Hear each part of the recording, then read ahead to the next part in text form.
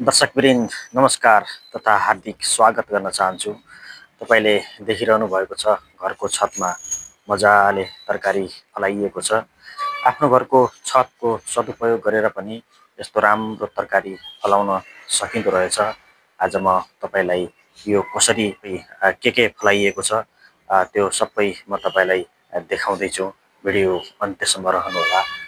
तपाईले पनि आफ्नो घरको छतमा तरकारी कसरी फलाउन सकिन्छ भनेर राम्रो जानकारी लिन सक्नुहुन्छ।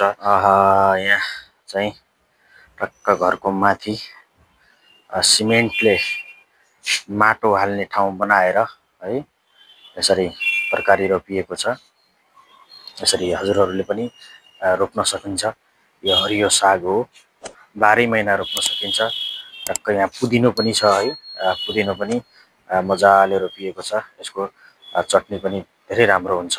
सँगै सयपत्री फुलहरू अनि त्यस्तै सागहरू यति ठुलो भइसकेको छ, लगभग खान मिल्ने टाइपको भइसकेको छ। यो डिजाइन तपाईले देख्न सक्नुहुन्छ, सिमेन्टले बनाइएको छ। यो भित्र माटो हालिएको छ। माटो हालेर यहाँ विभिन्न सिजनेबल आइटमहरू रोपेर वर्षैभरि चाहिँ तरकारी फलाउन सकिन्छ। त्यसैगरी यहाँ एउटा धुपी सल्लाहको रुख पनि राखिएको छ। गमलामा तुलसीहरू अनि विभिन्न चाहिँ जडीबुटी जन्य चिजहरू पनि देख्न सक्नुहुन्छ लगाएको। त्यसैगरी अर्को साइडतिर पनि यहाँ विभिन्न हल्दी भयो अनि एलोभेरा भयो। आफ्नै घरको छतमा मजाले एलोभेरा फलाउन सक्नुहुन्छ। यो कसरी बनाउने त भन्ने कुरा अब यहाँ देखाइएको छ। यहाँ चाहिँ आफ्नो घरको छतमा टक्क यसरी चाहिँ वालसँगै एउटा सानो भित्रपट्टि वाल बनाएर भित्रपट्टि चाहिँ यसरी चाहिँ माटो फिलिङ गरेर टक्क यसमा चाहिँ तरकारी लगाउन सकिन्छ है त। त्यो घरमा पनि तरकारी रोपिएको छ। त्यो घरमा पनि छतमा आफ्नो छतको भरपुर सहयोग गर्दै त्यहाँ पनि विभिन्न गमलामा फुलहरू रोपिएका छन्। त्यस्तै अर्को घरमा पनि तलपट्टि तपाईले देख्न सक्नुहुन्छ।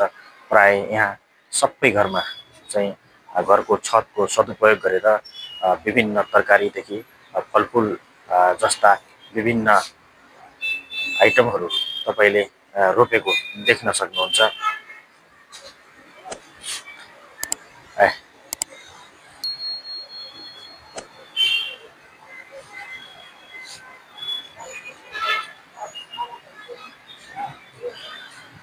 दर्शकवृन्द, आजको यो जानकारीमूलक भिडियो हजुरलाई कस्तो लाग्यो जस्ताको तस्तै कमेन्टमा लेख्न नबिर्सनुहोला।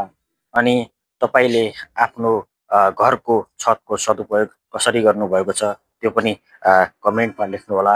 यो भिडियो आफ्नो साथीभाइ सबैलाई सेयर गर्नुहोला ताकि आफ्नो घरको छतको पनि सदुपयोग गरेर यति मिठो यति राम्रो अर्गानिक तरकारी फलाउन सकिन्छ भन्ने जानकारी दिनलाई यो भिडियो तयार पारेको छु। हस्त अर्को भिडियोमा भेटौँला। नमस्कार।